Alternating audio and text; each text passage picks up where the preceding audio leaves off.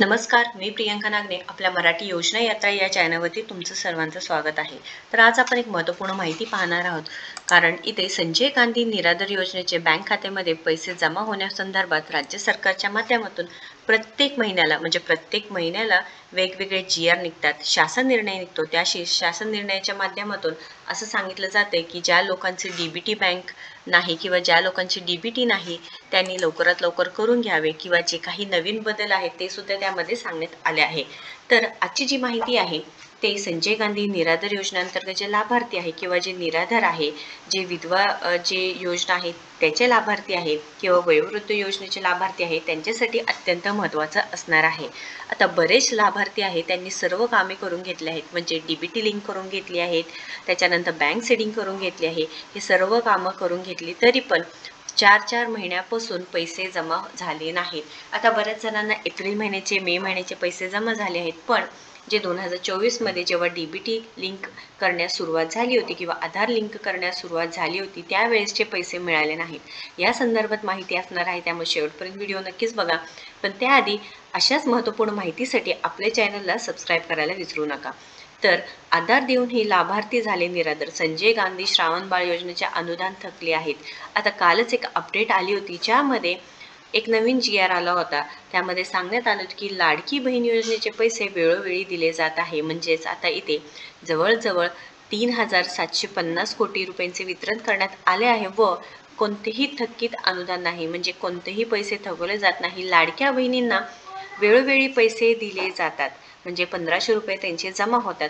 पण ज्यांना गरज आहे खरंच, जेव्हा संजय गांधी असो, श्रावण बाळ योजनेचे जे लाभार्थी आहेत त्यांना गरज आहे, त्यांचे पैसे का थकवले जातात? त्यांना तहसील कार्यालयामध्ये जावं लागतं, त्यांना वेळोवेळी डीबीटी करा, हे करा, ते करा, सर्व करा म्हणतात, पण त्यांचे पैसे का जमा होत नाहीत? तर इथे आधार लिंक बँक खाते तपासण्याचे प्रशासनासमोर एक आव्हान आहे. माहिती आली आहे, एक न्यूजपेपर आहे त्यामध्ये सुद्धा माहिती आली आहे.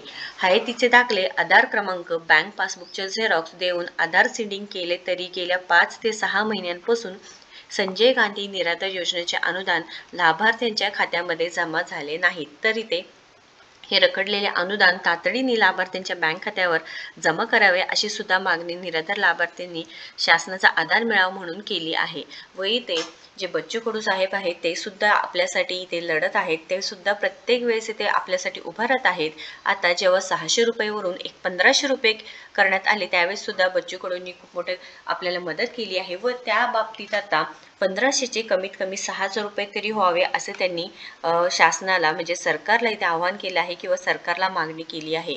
तर सरकारने इथे 2,100 रुपये होऊ शकतात, म्हणजे 1,500 रुपयाचे 2,100 रुपये निराधार योजनेअंतर्गत जे लाभार्थी आहेत त्यांना देऊ शकतात अशी सुद्धा बातम्या समोर येत आहेत व इथे आश्वासन सुद्धा दिले आहे. आता पुढे जाऊन आपले जे निवडणुका सुद्धा आहेत, 4 महिन्यांनी निवडणुका सुद्धा आहेत, त्याच्या आधी तरी जे काही निराधार योजनेअंतर्गत लाभार्थी आहेत त्यांना कमीत कमी 2,100 रुपये तरी पूर्ण करावे. 6,000 रुपयाची मागणी आहे, कारण खरंच निराधारांना गरज आहे, कारण त्यांना कोणाचाही आधार नाही व 1,500 रुपयेमध्ये काय भागणार आहे. कारण बरेच निराधारांनी आपल्या व्हिडिओच्या खाली कमेंट सुद्धा केले होते की जे घरात अपंग आहेत किंवा ज्यांना खरंच कोणाचा आधार नाही, त्यांना काम मिळत नाही किंवा कामाला जायला नाही भेटत, असं काही बरेच प्रॉब्लेम्स असतात. त्याच्यामुळे निराधारांना सरकारने नक्कीच मदत केली पाहिजे आहे.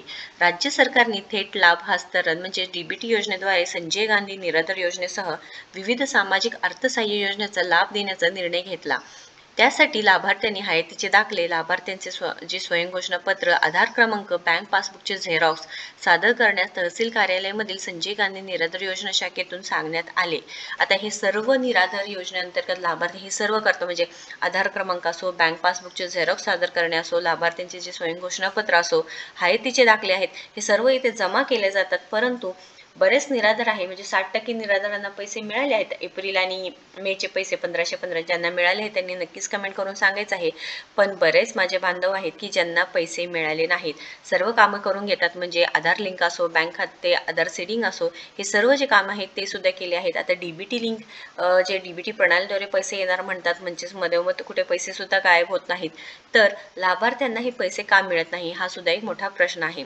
तर यापूर्वी आधार लिंक असलेले बँक खाते आधार सीडिंग करून घेण्याच्या सूचना लाभार्थ्यांना करण्यात आले होते. त्यामुळे संजय गांधी निराधार योजनेचे विविध लाभार्थ्यांनी ही कागदपत्रे 2 ते 3 महिन्यापूर्वी जमा केली आहेत.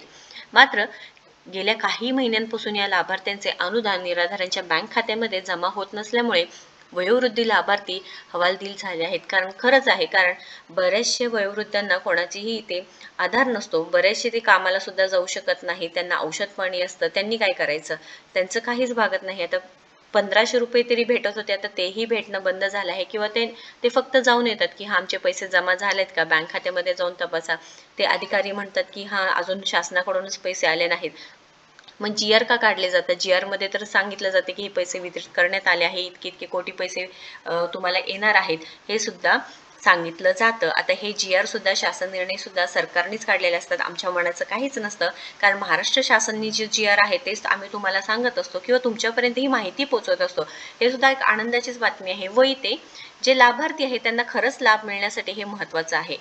याबाबत संजय गांधी निराधार योजनेचे जे तहसीलदार संदीप चिंतामणी यांच्याशी संपर्क केला, ते असे म्हणाले की संजय गांधी निराधार योजनेचे अनुदान व श्रावण बाळ निवृत्ती वेतन योजनेच्या लाभार्थ्यांना अनुदान माहे डिसेंबर 2024 पासून डीबीटी प्रणालीद्वारे या लाभार्थ्यांच्या खात्यावर शासनाकडून दिले जात आहे. आपण त्यावेळेस सुद्धा व्हिडिओ सांगितलं होतं की डीबीटी करून घ्या, आधार सेटिंग करून घ्या. बऱ्याच जणांनी केलं आहे व कमेंट करून, मेसेज करून सुद्धा सांगितलं आहे की त्यांचे पैसे मिळाले आहेत. पण बरेच जण आहेत ज्यामध्ये म्हणजे 12 लाख जवळजवळ लाभार्थी आहे की त्यांना पैसे मिळाले नाहीत. सदर प्रणालीद्वारे ज्या लाभार्थ्यांना आधार कार्ड क्रमांक त्यांच्या अनेक खात्यामध्ये कोणत्या म्हणजे जे काही सीडिंग केलं आहे, पण ते कोणत्या खात्यामध्ये गेले पैसे, कारण त्यांना तर आले नाहीत. प्रशासनाने सांगितले हे पैसे तर पाठवले आहेत, मग पैसे नक्की कुठे गेले, तर ह्याचे उत्तर नक्कीच मिळायला पाहिजे. शासनापर्यंत ही माहिती नक्कीच पोहोचली पाहिजे. तुम्ही सर्वांनी ते उभे राहिले पाहिजे. कारण मध्ये जो आपण पाठीमागच्या आठवड्यात एक व्हिडिओ टाकला होता की तक्रार कशी करायची किंवा अधिकाऱ्यांविरुद्ध जे देवेंद्रजी फडणवीस यांनी सांगितलं होतं की पैसे मिळाले नाहीत तर तक्रार करता येते, किंवा जे काही फॉर्म भरून द्यायचा आहे ज्यामुळे त्यांना दंड सुद्धा होऊ शकतो, 1000 रुपये दंड सुद्धा होऊ शकणार आहे. त्यामुळे नक्कीच याचा विचार केला पाहिजे आहे व जे आपला हक्क आहे ते नक्कीच मिळवायला पाहिजे आहे. या संदर्भात काही प्रश्न असतील किंवा अडचण येत असेल तर नक्कीच तुम्ही कमेंट बॉक्समध्ये कमेंट करा. मी नक्कीच इथे रिप्लाय देत असते तुम्हाला. व आपले जे ग्रुप आहे त्याला नक्कीच कनेक्ट व्हा, जेणेकरून तुम्हाला काही अडचण आली किंवा तुम्हाला काही नवीन लिंक्स पाहिजे आहे, जे योजना असतील किंवा नोकरी संदर्भात, ते तुमच्यापर्यंत ही माहिती पोहोचवते. अशाच महत्त्वपूर्ण माहितीसाठी आपल्या चॅनलला सबस्क्राईब करा. व्हिडिओ महत्त्वाचा आहे, तुमच्या बांधवांपर्यंत नक्कीच हे माहिती पोहोचवा. काही अडचण असेल तर नक्कीच कमेंट करा आणि ज्यांना ज्यांना पैसे मिळाले आहेत त्यांनी सुद्धा नक्कीच सांगायचं आहे. धन्यवाद.